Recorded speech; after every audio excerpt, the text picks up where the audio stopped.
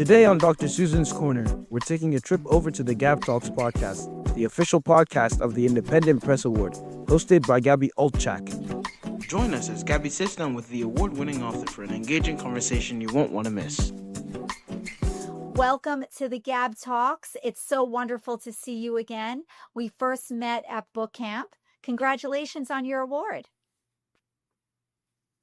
Thank you. Thank you so much. And thank you for putting together such a wonderful program. I found that it was not just a refreshing time, but it was really helpful and nice because I did both the camp and the award ceremony.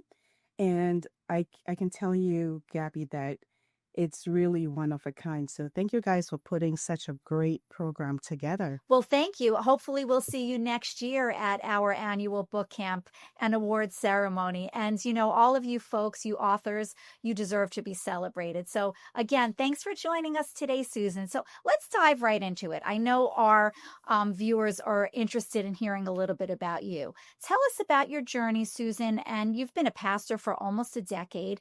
What led you to writing this book about receiving God's new wine? Yeah, thank you for having me. Again, it's really my pleasure to be here. And I have to start by saying that I stumbled into writing because I generally always note things down. I like to jot notes. I like to write down thoughts. I like to work through different things that I read and then rewrite it in my own words. But especially, as you know, my books are all faith-based. When I read the Bible, I do a lot of writing. So over the last 5 or 6 years, that's what I've been doing. I have journals upon journals. And if you look behind me in the corner, I have old journals that sometimes I have to go back and say, what did I write in, 2004? But when I was done with my doctorate program, I I sat back and said, look, I've been able to write an entire dissertation over 100 pages from beginning to end. Mm. Why don't I take all the inspired writings that I've jotted down in different places and really start to piece them together? And I was surprised to find that I didn't have just one book, but I had 3 to 4 different books that I really had to sit down in and bring together. So that's where New Wine was born. And also my second book, Restore Me. And I have a couple others that are coming out, but that's really the background for that. And with New Wine, being a pastor for some time, I noticed that sometimes people get stuck. Yes. We always have that phase of we're so excited about doing something new. And then the newness lasts for a while. And then all of a sudden, it drops off. And you feel like, okay, I'm just stuck in this place. I'm not moving forward. I'm not moving backward. And so I take the life of a grape and the different phases the grape goes through and how with each step of life, there really is new wine that is being produced in you. And so, especially in those times where the stuck feeling is almost like a I'm giving up feeling, the book is just telling you, hold on, don't give up. There's more coming. New wine is being produced in you. You know, Susan, you in your own words, you say that receiving new wine is experiencing your own personal revival. Was there a significant personal encounter or a moment in your life where you knew God was pouring out something new to you? Yeah, that's a great question. And I would say that that's happened to me at different times Okay. and different moments. And that's where I think that it's significant because the first time I experienced that was actually in a conference. And I just remembered that feeling of something different was happening inside of me. Yeah. A feeling of just being refreshed, being motivated, and just coming out of a mindset that said, where you are is where you're going to be. And I thought, no, no, no, I can do more. I can go forward. I can press on more into God. I can actually help more people. And since that time, I can tell you that my life has been different and my life has taken a different trajectory. But it's also because I was looking for something more. And Yeah. when I went to this conference, it provided me with that experience. And you don't have to go to a conference to experience that. But when you have that thing inside of you that says, I want more than this, that there's got to be more. I'm seeking some sort of, not, I don't want to say an experience per se, but I definitely want an encounter with the God who's greater than me. And when you enter into that place, you can see that your life really does begin to change, because the human being is not made to just stay in one place. You're made to evolve and to grow from one level to another, and to go from place to place. So when you're in a place for a long time, you actually don't feel great. But when you get to that place where you can tell, oh yeah, things are getting better, tomorrow's going to be brighter. Oh, I can find myself doing this. I find myself doing that. It brings a personal fulfillment to your own life. And you can feel that I'm in a season of new wine. And I really For pray sure. that a lot of people do experience that. I'm sure you know this, Susan, because it's everywhere and because you're a Christian. It's a Jubilee year in Vatican City, and included in that, which I found the most exciting aspects, was the Jubilee of Youth, which actually, as you know, highlights the church's commitment to nurturing faith across generations. So I'd love your opinion on this, and do you think the church is in need of a revival, and how can young people be so much a part of that? The church is in absolute need of a Yeah, revival. I And agree. I think that you can see pockets of it in different places, but it's not a worldwide sweep. And what we really need is a huge global revival. And it starts, like you rightfully said, with the younger ones, Yes, because the energy that a youth brings to the table, the passion, I don't care what anybody thinks of me. All you have to do is go on Instagram and you can see that nobody cares what you think about my picture. I'm posting it. And when you bring that into your faith, you'll see that there's such a radical um, encounter that brings and affects people. I mean, it's contagious. And I think that a lot of the younger ones, or the youth, and I use that loosely because you can be 50 and still be young at heart. So, but for sure. a lot of youth, I think, are in a place where they either think church is boring, or faith is about the do's and don'ts, and they're not interested in do's and don'ts. So the thing that I hear the most is, well, Christians are hypocritical. They preach something and they do the total opposite. And you see Right. that right out of church, two Christians are I hear fighting, that too. that sort Yeah. of thing. But right. But then if you can sort of just look beyond that, because those are just people being people, whether they're Christians or not. People do what people do. But when you look beyond that and tap into the fact that we were created for more, we're created for a relationship with a being that just loves us, and we enter into true faith, not legalism, not do's and don'ts, but hey, God loves me and I love God. It just takes us into a really radical place, and then we want to help others, touch others, and that makes a big difference. So, no, I think the church does need a revival, and it's going to start with a lot of the younger ones just taking up that baton and running with it. So, Susan, tell us about the concept of new wine. It emphasizes transformative work, revival. How does it relate to the Bible, the concept of it in the Bible? If you could simplify it for lay people. Yes, so there's a story when Jesus, and this can be a funny one depending on how you look at it. Jesus goes to a feast, and when he goes there, the wine is finished. And the joke, and nobody should take offense, please, because everybody's looking to jump on everybody these days. But the joke is that how come the wine got finished when Jesus got there? Right. But ha ha ha. Anyway, when Jesus got to the feast, his mom comes to him and says, "Hey, the wine is finished, and We don't want this couple who probably they're related to or they knew to be embarrassed. Can you do something about it? And at this point, Jesus has not performed any miracles. He's just chilling in life. He's Yeah. waiting for his In time. And fact, so he he says tells his no, mom, doesn't he? He he says, says, "No, mom, I'm not ready yet." right. Yeah, Yeah, he says, my time is not yet right. here to do all these things. So let me just enjoy the party. And his mom says no. And so his mom turns to the servants behind her and says, whatever he tells you to do, just do it. And then she walks away. So Yeah. it's like, whether you decide to do something or not, it's on you, Jesus. And Jesus, just, I can imagine him, with this big sigh saying, okay, just fill these, drums with water. Typical And so the teenager. servants fill, yeah, all the drums with water. And I'm sure they're thinking, if we wanted water, we would have asked for water, but they did it anyway.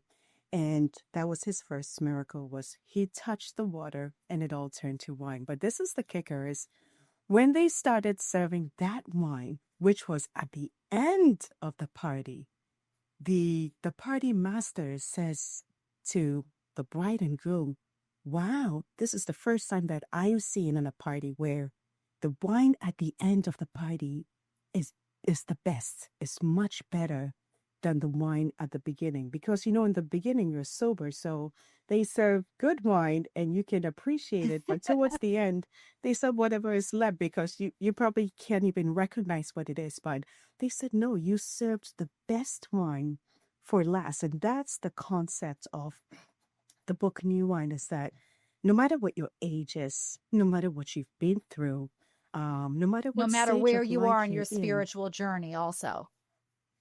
Thank you. Yeah, Yes, no matter where you are in your spiritual journey, God is still saving the best for last. And there is yeah. more that's going to come out of you. He's going to use you to affect even more people. And there's greater transformation coming to your life. So don't give up, and definitely don't settle for status quo, whether spiritually, whether physically in your life. There's more that's coming, and the best really has been saved for last. Absolutely. So, as you mentioned before, many folks feel dry, burnt out, disconnected. Are there any, Susan, first steps or habits or spiritual disciplines that we can use to prepare ourselves to receive this outpouring? Yes, one thing that definitely leads to dryness is when we don't have personal connection, number one, with God ourselves, and number two, with His Word. Because His Word, unlike a normal textbook, has life in it. And so when you find yourself away from the Word of God, spiritually, it tends to bring in dryness because the power and the life that is in the Word is not feeding into you. And so the first steps I would always say is just assess, where am I when it comes to connecting with the Word of God? But even before that, where am I when it comes to my personal relationship with God? Because if your personal relationship with God is also like, and I use this as an example sometimes, if you had an experience with a father who was not a good father, for example, you tend to see God that way Yeah. in certain aspects, because we see God as a father, a kind of father, and your experience with earthly fathers can sometimes influence your experience with God. But God is not like any earthly father. He is God, and He created every one of us with a purpose, but He created us also for relationship. And the key is starting with relationship, just sitting down and saying, God, I want to come back to you. Being I want to open. have a relationship with you. Yeah. And Yeah. He's taught us to do that through His Son, Jesus Christ. And the next step from there is open the Bible, and if you need And a just read. devotion, Just if you need read. a devotional, yeah, if you need any kind of help understanding, there's so many resources out there, but that's definitely a first step. And even listening to other people who talk about the Bible, other people who preach messages from the Bible. I don't recommend everything on the internet, but there are definitely sound teachers that are out there. And it just sort of stirs you up and gets you slowly back on that Yeah, it journey, definitely stirs Gabby. you up. There are often obstacles, and you yourself, Susan, have said, and I want you to elaborate on this quote: "The enemy of achieving greater things in our lives is living in our Mm, past glory, traditions, or past mm. methods that aren't working." Elaborate on that. Yeah, so our enemy is our past to start with. Absolutely. Because when you keep saying, oh, this is what I've done in the past, this is what I did, this is what I accomplished, that's great, but what are you doing now? Yeah. And it's great to hear people talk about what they've done and what they've done, but what you've done is a stepping stone to the greater things that you can do. So just living in the past in that sense is your enemy because you are not pushed to do better, to go further, to do even more. And even within the faith, there are times when some churches can also do the same thing where this is how things have been done, and they keep that strict. We've always done things this way. But I do challenge churches to go back and ask themselves, why do we do this? Why is this part of our service like that? I think Pope Why is this Leo part of is our trying service to not do that moving? now. Don't you think? I think Pope Oh, Leo is on that path. yes, yes, yes, absolutely. And I think that he's doing a great job in asking the questions or challenging to say, are we just going to live in status quo? Because that's a killer of what's going on. I mean, if you take the first century and how they lived and how they would have interpreted the Bible, it's very different from today's world. They didn't have cars then, we have cars Yeah, now. And if you say you're going to literally take the Bible and say, I need to own horses and cows and goats to call myself a rich right. person, that doesn't make No, it sense doesn't in make any today's sense. world. And no, it doesn't. And we have to evolve with the culture. Not that I'm saying that we need to neutralize things that are sacred. That's not my point because things like the Eucharist, taking of communion, and all those are important and those are sacred traditions. But when we think of the parts that we have added into it, we need to just always ask ourselves in today's culture, especially if we're trying to get the younger ones to be involved. Why do we do certain things that we do? And is there another way we can do it? And we just have to have a certain mindset that we want to accomplish more. We want to reach more people. We want to do better instead of just, well, this is how we've done it, or it's worked in the past. It worked in the past, it might not be working now. Absolutely. So, what can folks look forward to, Susan, in their lives personally and absolutely professionally? Because I believe that once you're affected personally, it does transcend into all aspects of your life. So, as the recipients of God's new wine and being open to faith, how can people change? Yeah, I think that having a mindset that I have a destiny to do great things, I think that's a great start. I was created to do great Yeah. things. I was born to do much more than what I'm doing now. And when you have your mind set on that, it gives you a certain hope. It doesn't mean that every single day of your life, you're doing wonders and you're accomplishing things. There's going to be pitfalls, there's going to be failures. And I address that in the Hmm. book as well, because like you see in the life of a grape, there are times when a grape is crushed, it's pressed, it's led to age, but it's all part of the process because there's wine coming out of it. So you have to have a mindset that I was destined for great things and not settling for less. We like to hear the voice of insecurity speaking loudly. We like to hear the voice of competition and always comparing ourselves. Like if I compare myself to Sister Jane, I mean, Sister Jane is now married and Sister Jane makes, six figures and Sister Jane does this, but your comparison is not to Sister Jane. Your comparison is to where you Mm, are and where you need to yeah. be. Is your comparison is yourself. You are the measuring rod, and your timeline is the comparison. So as time is going on, what are you aiming for? What are you trying to achieve?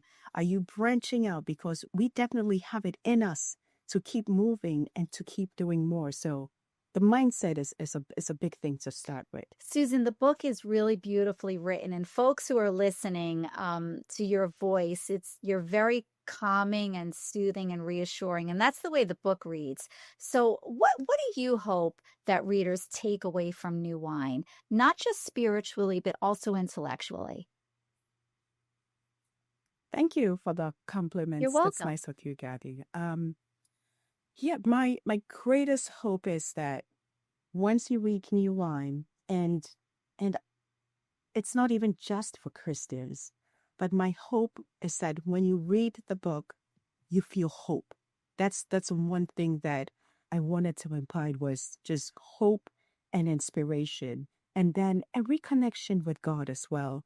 Because you can start in a Christian home or start in some form of religious home, and with time and with experiences, you just put that away. But in putting that away, spiritually, you find yourself just not using the word dry, but you find yourself unfulfilled. But as time goes on, you realize that you start to get new meaning when you reconnect with God, Yes. when you reconnect with, His Holy Spirit. And so, New Wine is just a book of hope. I'm trying to just inspire and impart hope for you. Don't give up. There's more to come. There's more that God can use you for and will use you for if you will allow Him. And of course, He's calling and saying, just come. Come as you are. Come to me. I'm ready anytime. A book of hope. That's wonderful and very accurate. So tell us about your other book, Susan. This isn't your first or last, from what I understand, foray into the writing world. Hold up your other book and share it with us. Tell us a little synopsis of what that's about. So my other book is Restored Me, and I have a subtitle, but privately, please, that Okay. people cannot know. That's And catchy. here, yeah, here I'm really aiming it toward anybody who gives care. And yes, even though it's really for spiritual caregivers, in the book I write, whether you're a kindergarten teacher, whether you're a nursing home aide, whether you're caring for a grandmother or a CEO, when you are somebody who gives care, you find that at some point in your life, you need care yourself. And so the opening chapter is who gives care to the caregiver. And so I really go through the different stages of how you could really become burnt out when you give care to someone and going through the process of restoration. Yes. Now, the burnout I talk about is not the usual, well, hey, I'm tired and I'm burnt out, but the one that's deep on the inside where there's so much hurt from the very people you're giving care to, where there's so much pain you're carrying, but you got to put the pain aside for 2 or 3 minutes to give care to somebody else. And that can really drain you on the inside. And you're standing on that stage and you're just powerfully helping, ministering, touching lives. But at the end of the day, you're done. There's nothing on the inside of you. It's And emotional so I exhaustion. go through exhaustion, Yeah. yeah, Yeah. emotionally, mentally, and you feel like there's nothing more for me to give, but you still keep going. And when everyone asks you, how are you doing? Your first answer is, oh, I'm fine. Yeah. I'm doing all right, but you're not doing okay. And Restore Me, but privately, please, is just saying, take a break, take a break, restore yourself, allow God to just refuel you once again so that you could go back and do the things that you've been called to do, because you can go on for too long when you're running on empty and when you're running on pain and grief and hurt and disillusionment. That's the word I was looking for before. It's when you just feel disillusioned because you've served and given care and served, and you feel like there's no reward. My reward has been the opposite. But there's a time for everything. And there are times when you also just need to say, I'm done. I can't help you at this time. I can't give care at this time. I need to You care need for to me. restore That's what yourself. Restore Me is You for. need to restore yourself. Yes. So, Susan, you mentioned Yes. when we first started chatting that you are working on other books, perhaps from the volumes that you have behind you of journals? I do. I do. So What there's do what one do we book have that to look I'm forward just to? starting to. Yes, there's the next one I'm releasing is a book on prayer, and it's going to be. I used to have a one title called "The Fire on the Altar," but then I'm thinking of changing it to "Teach Me How to Pray" because I think that's just where people are. Is everybody talks about prayer, everybody says pray, but how do I pray? And so that's really what that book is going to be focused on, and I'm looking forward to it coming out in a couple of months. Excellent. Oh, we can't wait. We're looking forward to that. So, Susan, Thank before you. we go, can you share perhaps the most important lessons you've learned so far in your life? Maybe there's one that really stands out spiritually for you. Yes, I would say that letting go of hurts and letting go of the past is absolutely essential for your emotional health. And whether you're a Christian or you're not a Christian, Christians talk a lot about Mhm. forgiveness Yeah, and letting things go, but it's not always real because we speak the words, but when we see the person, we're not able to act out the words that so we've true. spoken. But when we don't let it go, we are the ones who are eaten up by it, But learning, really being intentional about saying, it is true, this person did this person hurt me. By inside of me, even if you never tell them, inside of you, just reaching out for help um, that is outside of you to just forget them and to let it go in your heart. It doesn't mean that you put yourself back in their space for them to do what they did again, but you need to be able to move forward in a whole and healthy manner from the inside. And you got to just let it go. Let the past go, let the hurts go. And I think it just forms a foundation for you to do well in I life. agree. I always say forgiveness is for yourself, not for the other people. Truly. Gabby, you nailed that. That's Yes. exactly what it is. Yes. So Susan, lastly, where can our listeners find out about your work, your books, and purchase new wine and your new books to come? Yes, so all my books are on Okay. Amazon, Barnes and Nobles, and everywhere else that books are available. And also, I have a podcast where I just touch on some of the concepts that I talk about, called Dr. Susan's Corner. And then my website, susan-ibinotto.com. You can find out about upcoming webinars, books, and so on. So I look forward to connecting with anyone who wants to reach out. Absolutely. Fantastic. You are busy. Well, this has been a pleasure, Susan. Thank you so much for taking the time to speak with us again today. It's really been inspiring. And I hope we get to see you at book camp in the spring again. It would be fantastic. We hope you enjoyed this edition of Dr. Susan's Corner, live on the Gab Talks podcast with Gabby Olchak. Make sure you like, subscribe, and leave a comment. And don't forget to purchase your copies of New Wine and Restore Me today.